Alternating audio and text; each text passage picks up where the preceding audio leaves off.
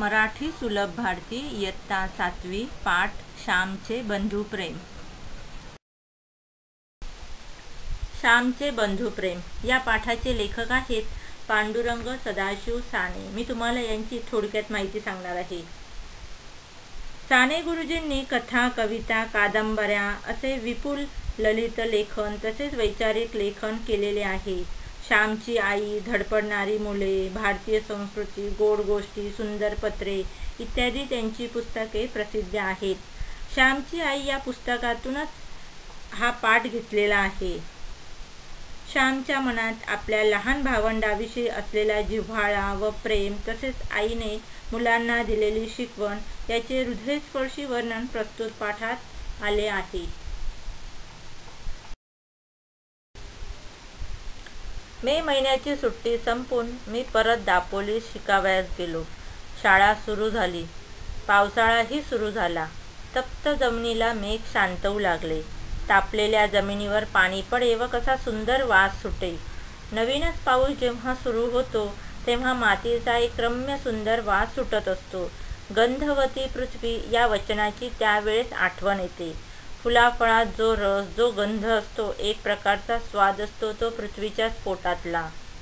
अभी यहाँ पर लेखक मई की छुट्टी के बाद फिर से वो दापोलिस पढ़ाई करने के लिए वापस जाते हैं। स्कूल भी शुरू हो गया और बारिश भी शुरू हो गई। बादलों ने क्या किया, गर्म जमीन पर शांत करना शुरू कर दिया। नवीनच पाऊस तापलेल्या जमिनीवर पाणी पडे व कसा सुंदर वास सुटे। नवीनच पाऊस जेव्हा सुरू होतो तेव्हा मातीचा एक रम्य सुंदर वास सुटत असतो। जब गरम पानी गरम जमीन पर गिरता है तभी कितनी सुंदर खुशबू आता है।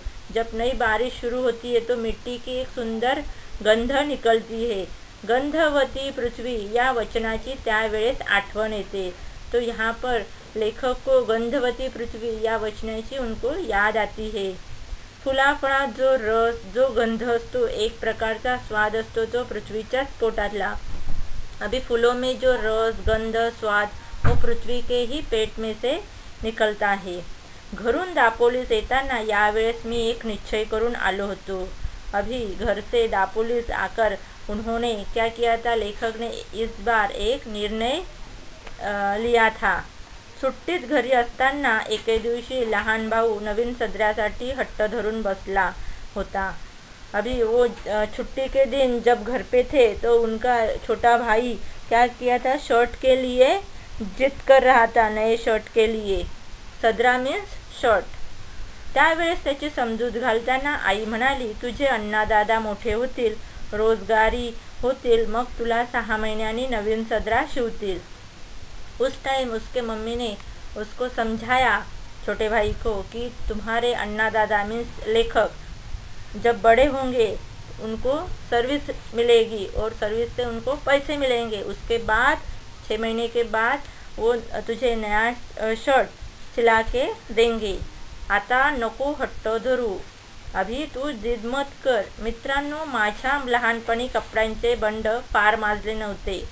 आम्हाला कोट माहीतच नव्हता। कित्येकदा सदराही वर्षा 2 वर्षांनी नवीन मिळावायचा। अभी लेखक को ज़्यादा कपड़े मिलते नहीं थे, उनको कोट भी नहीं मालूम था और शर्ट भी उन्हें 1-2 साल के बाद ही नया मिलता था।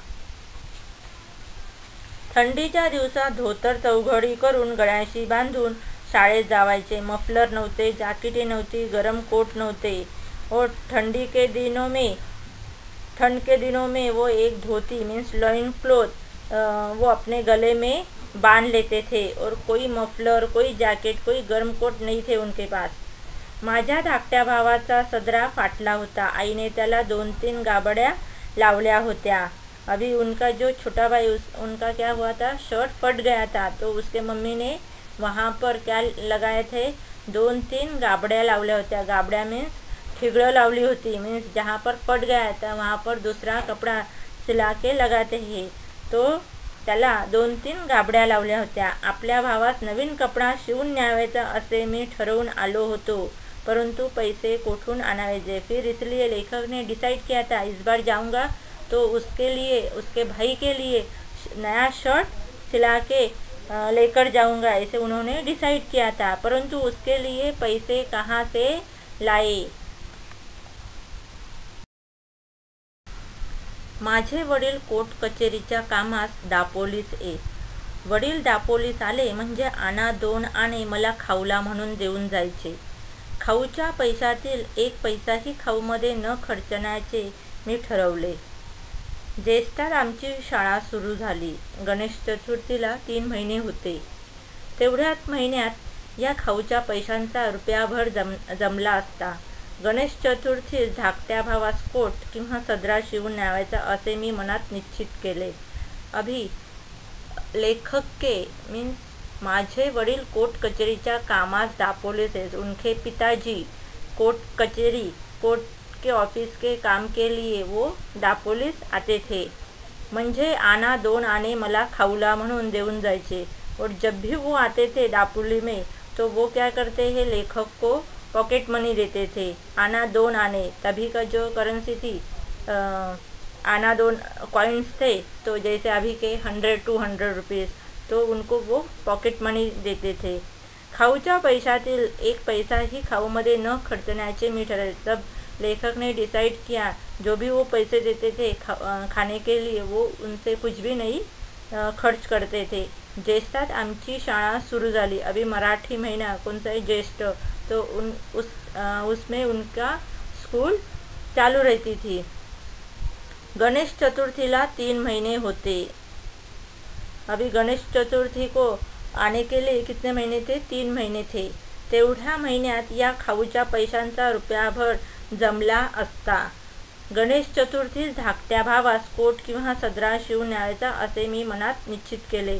अभी गणेश चतुर्थी के कितने दिन बाकी थे? तो 3 महीने बाकी थे. तो उसके लिए उसने पैसा जमा किया, एकत्र किया. तो गणेश चतुर्थी पर उसके भाई के लिए उसने डिसाइड किया था वो इस बार शर्ट सिला के लेकर ही जाएंगे. कोट नहीं तो शर्ट उनको सिला के फैसला उन्होंने किया था. ध्येयावर डोळे होते, म्हणजे उनका टारगेट था कि अभी उनको वो शर्ट सिलाना ही है, इस पर उसने ध्यान था. रोज़ पैसे मोजत होते. वो रोज़ डेली वो क्या करते थे, पैसे वो गिनते थे. अभी शर्ट खरीदना था उनको, इसलिए वो पैसे गिनते थे. गणेश चतुर्थी जवळ येत चालली. मजजवळ 1 रुपया 2 आने जमले होते. अभी गणेश चतुर्थी पास आ रही थी, तो अभी उनके पास 1 रुपया और 2 आने जमले होते. गौरी गणपतीला नवीन कपडे करतात. आपल्या गावातील मुलांना त्यांचे आईबाप नवीन कपडे शिवतील, परंतु माझ्या भावास कोण शिवेल? माझ्या भावाला मी शिवून देईन. अभी गौरी गणपति के दिन भी कौन सा भी उत्सव रहता है तो हम लोग क्या करते हैं, तो उस दिन नए कपड़े पहनते हैं. तभी लेखक के घर पे वैसे था, गौरी गणपतीला नवीन कपडे करतात, नए कपडे पहनते.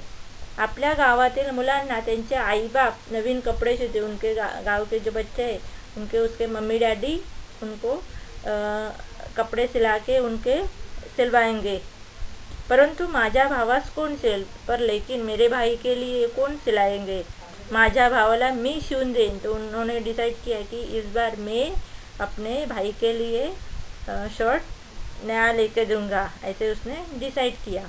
मी शिंप्याकडे गेलो. वे कहाँ पे गए? दर्जी के पास गए. माझ्या भावाच्या वयाचा एक मुलगा मी बरोबर घेऊन गेलो. अभी वो जो दर्जी के पास गए तो ले जाते टाइम उन्होंने क्या किया, जो उसके भाई का जो एज का जो लड़का था, बॉय था, उन्होंने उसको भी साथ में लेकर गया. त्याच्या अंगाचा कोट शिवायस मी सांगितलं और उसको जो दर्जी को मेजरमेंट वो बच्चे का लेने के लिए कहा. 2 बार कापड घेतले, अर्धा बार अस्तर घेतले. कोट तयार झाला. जवळच्या पैशात सारा खर्च भागला. तो कोट हातात घेतला तेव्हा माझे डोळे अश्रूने न्हाले होते.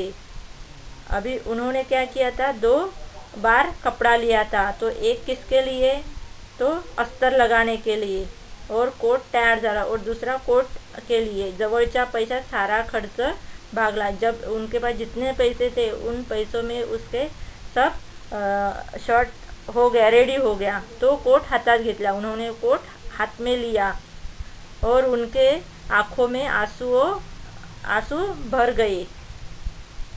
मी घरी जाण्यास निघालो। मी ज्यांच्याकडे राहिले होतो ते म्हणाले, पावसा पाण्यात जाऊ नकोस, नदीनाल्यांना पूर आले असतील। पिसईचा पर्या, सोंडेगडचा पर्या यांना उतार नसेल, आमचे ऐक। अभी वो क्या घर से निकले घर से निकलने के लिए। मी ज्यांच्याकडे राहिलो होतो ते म्हणाले, जिसके पास वो रहते थे स्टडीज़ के लिए, पढ़ाई करने के लिए, तो वो बोले कि अभी बारिश के दिनों में तू मत जा। इस टाइम कैसा रहेगा, नदी नाल्यांना पूर आले असतील। पिसईचा पर्या, सोंडेगडचा पर्या यांना उतार नसेल, आमचे ऐक। मीन्स वहाँ पर पानी भरा रहेगा, इसके लिए तू अभी जा मत, हमारी बातें सुनो, ऐसे उसने कहा। मी कोणाचे ऐकले नाही। हृदयात प्रेमपूर आला होता। तो नदी नाल्यात थोडीच भीक घालणार।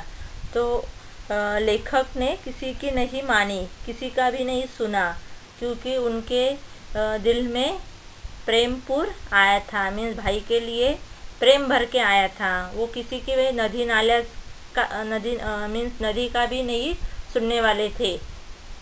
नवीन कोट बांधून घेऊन मी निघालो। पंख असते तर एकदम उडून गेलो असतो। चालण्याचे श्रमच वाटत नव्हते। सुख स्वप्नात दंग होतो। आईला किती आनंद होईल या कल्पनेत मी होतो। तो उन्होंने क्या किया, जो नया कोट था वो बैग में भरा और वहाँ से निकले। और उन्होंने क्या बोले कि पंख असते तो एकदम उड़ून गेलो असतं। अभी यहाँ पर पंख असते तो क्या बोले, वो उड़ जाते थे। और अभी उनको वो चल के जा रहे थे और चलने का भी श्रम मीन्स थकावट उनको महसूस नहीं हो रही थी। वो पूरे अपने ड्रीम में ही खोए थे। आईला किती आनंद होईल या कल्पनेत मी होतो। उनको मम्मी को कितना आनंद होगा, कितनी खुश होगी, ये उनकी कल्पना कर रहे थे। एक नानेटी माझ्या पायाजवळून उडी मारून गेली। नानेटी म्हणून एक सापाचा प्रकार आहे। तिचा हिरवा रंग असतो। नानेटी उड्या मारत जाते। अभी यहाँ पर क्या बोला है, नानेटी एक क्या रहते, सांप का प्रकार है। तो वो कैसा है, हरे रंग की है और वो जम करके चलती है। तो उन्हें क्या बोले, उनके पैर के वहाँ से वो नानेटी गई और उनको थोड़ी सी उनके मन में थोड़ा सा डर गया और जपून मला जरा भीति वाटली और जपून चालू लगलो। डर लगा और फिर से वो ध्यान से चलने लगे। पिसईचा पर्या दुधड़ी भरून वाहत होता। अब पिसई नाम की एक नदी है, वो भर के बह रही थी। त्याच्या पाण्याला ओढ पार, उसको पाणी ज़्यादा था उस नदी में। काय करायचे, आईचे नाव घेतले व शिरलो पाण्यात। अभी क्या, पूरी नदी पानी से बह रही थी। अभी क्या करेंगे, कैसे जाएंगे, इसलिए उसने मम्मी का नाम लिया। जैसे भगवान के हम लोग नाम लेते, उसने अपने मम्मी का नाम लिया और उसने पानी में एंट्री की। हातात काठी होती, उसके हाथ में क्या थी, काठी थी। पुढे काठी टाकावायची व मग पाऊल टाकावायचे। मी वाहून जाण्याच्या बेतेत होतो, परंतु कसा बसा बाहेर आलो। और वो क्या करते थे, आगे स्टिक डालते थे, उसके बाद फिर आगे फिर पाउल टाकावायचे, मीन्स उसके बाद पैर डालते थे। और वो बहने के इसमें थे, परंतु वो कैसे वैसे बच गए। इतर नदी नाल्यांना प्रेमाने भेटावया जाणारा तो नाला, तो मला कसा बुडवील। अभी नदी नाल्यांना प्रेमाने भेटावया जाणारा तो नाला, अभी जो प्रेम से वो घर पे जा रहे थे, वो क्यों मुझे ये डुबाएगा, ऐसे वो मी माझ्या भावास भेटावया जात होतो। वो अपने भाई को मिलने के लिए जा रहे थे। त्या नाल्या इतकाच उत्सुक होतो, धावपळ करीत होतो। त्या नाल्याप्रमाणेच मीही हृदय भरून जात हो तो अभी वो उसके ही तरह नाले क्या बोले है, वो नदी की तरह वो उत्सुक थे और भाग रहे थे। अपना उसके दिल उनका भी दिल उसी तरह भर गया था, भर के बह रहा था। रस्त्यातील खडी वर आलेली होती, सुयांसारखे दगड पायांना खुपत होते, परंतु माझे तिकडे लक्ष नव्हते. अंधार होण्यापूर्वीच घरी जाण्याची धडपड चालली होती. अभी रस्त्यातील खडी वर आलेली होती. अभी वो जो रहता है स्टोन ऊपर ऊपर ऐसे निकल के आया था, जो रोड पे सड़क जो पक्का था उसमें से वो खड़ी ऊपर आ गई थी. सूर्यासारखे दगड पायांना खुपत होते, जो सुई के जैसे जो पत्थर थे उनको पैरों में छेद कर रहे थे, परंतु माझे तिकडे लक्ष नव्हते, उनका ध्यान ही नहीं था. अंधार होण्यापूर्वीच घरी जाण्याची धडपड चालली होती. अभी अंधेरा होने से पहले वो घर पे पहुँचे, इसलिए उनके प्रयास चल रहा था. परंतु वाटेतच अंधार पडला. कडाड कडाड आवाज गरजत होते, विजा चमचम करत होत्या, खळखळ पाणी वाहत होते. त्या पंचमहाभूतांच्या नाचातून मी चाललो होतो, परंतु बीच में ही क्या पड़ा, अंधेरा छा गया और जोर की गर्जना हो रही थी, बिजली चमक रही थी, पानी की आवाज़ आ रही थी. और पंचमहाभूत, कौन से पंचमहाभूत? पृथ्वी, जल, अग्नि, वायु और आकाश, और उनसे ये आगे चल रहे थे.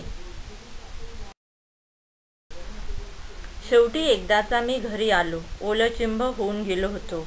आई, मी बाहेरून हाक मारली. हवेत फार गारठा आलेला होता. वडील संध्या करत होते व आई शेगडीत निखारे शेकण्यासाठी दिले होते. शेवटी एकदाचा मी घरी आलो. अभी अंत में वो अपने घर में आ गए. ओलचिंब होऊन गेलो होतो. अभी पूरा वो बारिश में भीग गए थे और बाहर से उसने मम्मी को अपना आवाज़ दिया, मम्मी करके. हवेत फार गारठा आलेला होता. बाहर कैसे थी, बारिश होने के कारण ठंड थी हवा. उसके डैडी क्या कर रहे थे, संध्या वंदन कर रहे थे, मीन्स पूजा कर रहे थे. वह उसकी और मम्मी वो ये चूल्हे में लकड़ी या कोयला जलाने के लिए दिए थे. अण्णा आला. आई, अण्णा. धाकट्या भावाने दार उघडले. दोघे लहान भाऊ भेटले. अभी उसने जो छोटा भाई था उसने देखा कि अन्ना से उन्हें प्यार से क्या बोलते थे, अन्ना बोलते थे, तो वो आ गए. तो उन्होंने फटाक से दरवाज़ा खोला और दोघे भाऊ, लहान भाऊ भेटले और दोनों भाई छोटे मिले. इतक्या पावसातून श्याम कशाला आलास? सारा भिजलास ना? आई विचारू लागली. सोंडेगडच्या पर्याला पाणी नव्हते का रे? वडिलांनी विचारले. अभी तू इतने बारिश में क्यों आया? तुम पूरा भीग गया है. उसके मम्मी उसे पूछने लगी और फिर उसने डैडी ने पूछा, सोंडेगडच्या पर्याला पाणी नव्हते का रे? और उनके जो ये था सोंडेगडचा पर्हा, मीन्स वहाँ पे नदी थी, वो उसमें ज़्यादा पानी नहीं था क्या? उसके डैडी ने पूछा. हो, परंतु मी आलो कसा तरी, मी म्हटले. हाँ, उन्होंने क्या बोला, हाँ बहुत पानी था, पर वो कैसे ही करके वो लेकिन वहाँ पर आ गए और उन्होंने बोला वैसे. त्या दिवशी एक बाई वाहून गेली हो त्यातून, वडील म्हणाले. उसके डैडी बोले, पिताजी बोले कि एक दिन वहाँ से एक औरत बह गई वो नदी में से. बरे, ते कपडे काढ, कडक पाण्याने अंघोळ कर, आई म्हणाली. अभी उसके मम्मी क्या बोली, माता क्या बोली कि कपड़े निकाल और मैंने तेरे लिए गर्म पानी रखा है, तो वो बहते पानी से नहा ले, गर्म पानी से नहा ले, माँ ने कहा. मी अंघोळीस गेलो. धाकट्या भावाने माझे लहानसे घाटोडे सोडले. अभी वो बात करने के लिए गए लेखक. और उसके छोटे भाई ने क्या किया, जो वहाँ से छोटी बैग ले आया था, उसने क्या किया, वो ओपन किया. गाठोड़े मीन्स जो उसकी बैग थी उसमें कपड़े थे और कुछ सामान था, वो उसने ओपन किया छोटे भाई ने. लहान मुलांना सवयच असते, त्यांना वाटत असते की काहीतरी आपल्यासाठी आणलेले असेल, परंतु मी माझ्या भावंडात काय आणणार. अभी छोटे बच्चों को ऐसी आदत ही रहती है कि घर पे कोई आए तो फिर बैग चेक करते हैं, अपने लिए कुछ लाए क्या है वो देखते हैं पहले। तो त्यांना उनको ऐसे ही लगता था अपने लिए कुछ तो लाया है, परंतु मी माझ्या भावंडास काय आणणार, पर मेरे भाई के लिए मैं क्या लेकर जाऊँ, कोणता खाऊ आणणार, कोणता खाने के लिए खाऊ आणणार, कोणते खेळणे आणणार, कोणते रंगीत चित्रांचे पुस्तक देणार, मी गरीब होतो तो अभी उसके लिए क्या लेकर जाए, खाने के लिए कुछ लेकर जाए या खिलौना कोई लेकर जाए, क्या कोई ड्राइंग का बुक लेकर जाए। तो वो क्या थे, गरीब थे। परंतु माझ्या भावास त्या गाठोड्यात काहीतरी सापडले, परंतु उसके भाई को कुछ तो उस गठरी में से, उस जो बैग थी उसमें से कुछ तो मिला। त्यात कोट सापडला, उसमें क्या था, एक कोट था, वो उनको मिला, नवीन कोट, वो भी कैसा था, नया कोट था। तो कोट नव्हता, ते हृदय होते, ते प्रेम होते। अभी लेखक क्या बोले, वो क्या था, नुसता वो कोट नहीं था, तो क्या था, वो दिल था मेरा, उसका प्रेम होतं, प्यार था वो उसके लिए। ती आईची फलद्रूप झालेली शिकवण होती, जो मम्मी ने, माता ने उसको जो सिखाया था, फलदायी उपदेश सिखाया था, वो उसकी शिकवण होती। अण्णा, हा लहानसा कोट कोणाचा, हा नवीन कोट कोणाला रे, धाकटा भाऊ कोट घेऊन मजजवळ येऊन विचारू लागला। अभी उनको क्या बोलते, प्यार से क्या बोलते थे, अन्ना बोलते थे। तो वो पूछने लगा कि ये छोटा सा कोट किसका है, वो हा नवीन कोट कोणाला रे, मीन्स ये जो नया कोट है वो किसके लिए है। धाकटा भाऊ कोट घेऊन मजजवळ येऊन विचारू लागला। वो छोटा भाई उनका वो कोट लेकर वो उनसे पूछने लगा। मग सांगेन, घरात जा घेऊन, मी म्हटले। तो लेखक ने क्या बोला है कि मैं तुमको बाद में बताता हूँ, तू घर में इसको लेकर जा, ऐसा उसने कहा। आई, हा बघ कोट, हा काही अन्नाच्या अंगाचा नाही, हा मला आणलाय। होय आई, धाकटा भाऊ आईला विचारू लागला। उसने मम्मी को दिखाया। आई, हा बघ कोट, उसने दिखाया, ये देखो कोट, हा काही अन्नाच्या अंगाचा नाही, ये क्या है, जो अन्ना था उनका बड़ा भाई है, तो वो उसके लिए नहीं है ये कोट, हा मला आणलाय, ये मेरे लिए है। होय आई, धाकटा भाऊ आईला विचारू लागला, और वो उससे पूछने भी लगा, मम्मी से पूछने लगा कि हाँ ये मेरे लिए ही लाया ना उसने। आईने कोरडे धोतर दिले, मी चुलीजवळ शेकत बसलो। आई म्हणाली, श्याम, हा कोणाचा कोट। उसके मम्मी ने उसे क्या दिया, कोरडे धोतर दिए, लॉइन क्लोथ दिया। अभी उनके पास टॉवेल नहीं था, तो उन्होंने उनको धोतर दिया। मैं चूल्हे शेकत बसलो, और फिर वो ठंडी लग रही थी, इसके लिए वो चूल्हे के पास बैठे। आई म्हणाली, श्याम, हा कोणाचा कोट। उसके मम्मी उसे पूछने लगी, ये किसके लिए, ये किसका कोट है। मोरू जोशांकडे द्यावायचा आहे, कापातल्या मुक्याने पाठवले असेल, वडील म्हणाले। अभी उसके पिता ने कहा कि वो मोरू जोशी, जो नाम था उनके नेबर, तो उनका है क्या, उनको देना है क्या वो। तर कापातल्या मुक्याने पाठवले असेल, जो उनके नेबर थे वो नाम था मुक्या, तो उन्होंने भेजा है क्या, वो उसके पिताजी बोले। पिताजी ने कहा, नाही, हा मी पुरुषोत्तमासाठी शिवून आणला आहे, मी म्हटले। तो बोले, नहीं, ये मैंने किसके लिए लाया है, मेरे छोटे भाई, उसका नाम क्या था, पुरुषोत्तम, तो मैंने पुरुषोत्तम के लिए ये कोट लाया है। पैसे रे कोठले, कोणाचे कर्ज काढलेस का फीचे दबडलेस, वडिलांनी विचारले। तर उसके पिताजी ने पूछा, तूने पैसे कहाँ से लाए, किसी से कर्जा लिया है क्या, कि कुछ फीस का, जो फी ये भरे नहीं उसका है पैसे। कोणाच्या पैशांना हात तर ना लावलास, नाही ना लावलास, आईने कातर स्वरात विचारले। डर के मारे उसने डरते हुए स्वर में माँ ने पूछा, किसी के पैसे तो नहीं चुराए, किसी को पैसे को छुआ तो नहीं, किसी को पैसे चोरे तो नहीं, ऐसे उसके माँ ने पूछा डर के। आई, मी कर्ज काढले नाही, चोरलेही नाही, फीचेही खर्चले नाहीत, मी म्हटले। उसको मम्मी ने कहा, लेखक ने मम्मी को कहा कि मैंने किसी से उधार नहीं लिए, कर्ज नहीं लिया, मीन्स चोरी भी नहीं मैंने की है और कोई मैंने फीस का भी नहीं खर्चा किया है, ऐसे उसने कहा। मग उधार का शिवून आणलास, वडिलांनी विचारले। उसके पिताजीने पूछा, तूने कर्जा लेकर क्यों सिलाया कोट? भाऊ, तुम्ही मला खाऊला आणा 2 आणे देत असा, ते मी जमविले। गेल्या 2-3 महिन्याचे सारे जमले, त्याहून हा कोट शिवून आणला।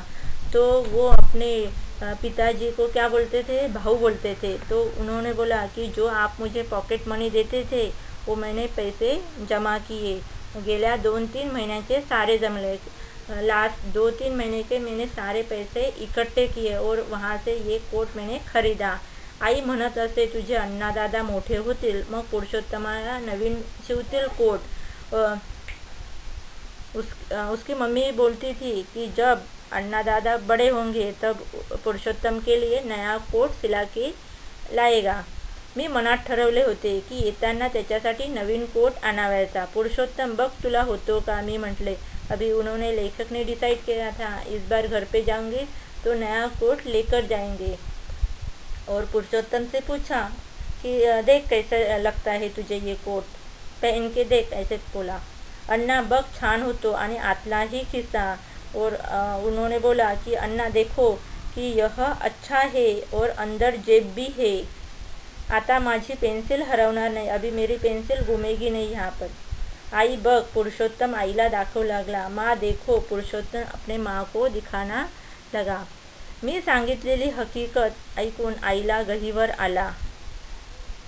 अभी ये सब कहानी उन्होंने अपनी माँ को सुनाया तो आई उसके मम्मी को माँ को चौक गई। ती म्हणाली, श्याम, तू वयाने मोठा नाहीस, पैशाने मोठा नाहीस, शिकून मोठा नाहीस, परंतु मनाने मोठा आजच झाला हो।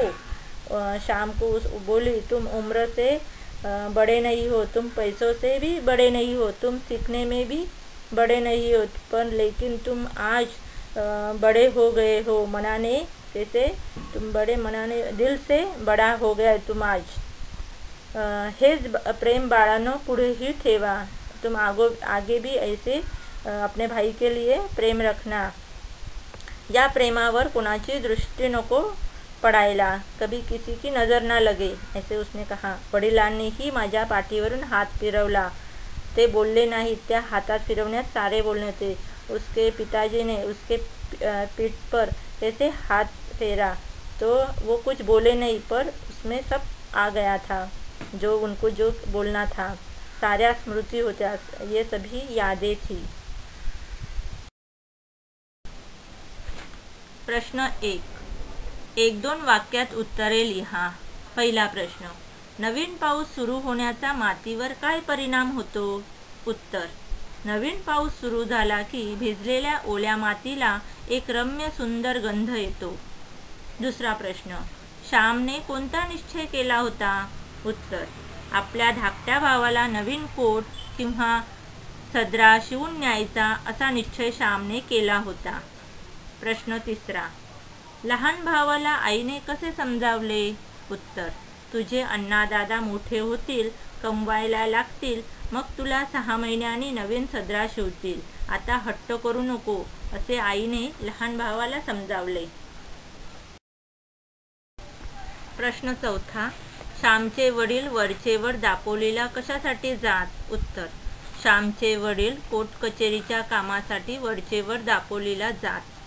प्रश्न पाचवा, श्यामला चालण्याचे श्रम का वाटत नव्हते? उत्तर, श्यामने धाकट्या भावासाठी नवीन कोट शिवून घेतला होता। आईला किती आनंद होईल या सुख स्वप्नात तो दंग होता, म्हणून श्यामला चालण्याचे श्रम वाटत नव्हते। प्रश्न दुसरा, का ते लिहा। पहिला, श्यामचे डोळे अश्रूंनी न्हाले होते।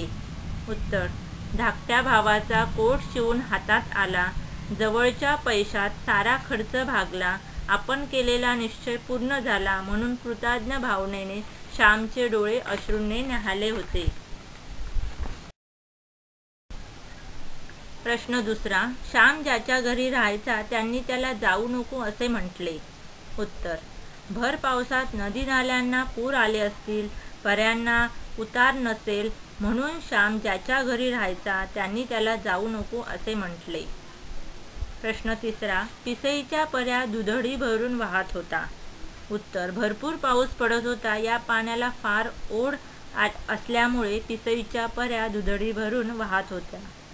प्रश्न 4. श्यामने सांगितलेली हकीकत ऐकून आईला गहिवर आला. उत्तर: श्यामने खाऊसाठी दिलेले पैसे खर्च न करता धाकट्या भावाला नवीन कोट शिवला होता. श्याम भर पावसात अडचणीवर मात करून घरी आला. ही हकीकत आईने ऐकली होती. श्यामचे हे अपार बंधुप्रेम बघून आईला गहिवर आला. Please like and subscribe my channel.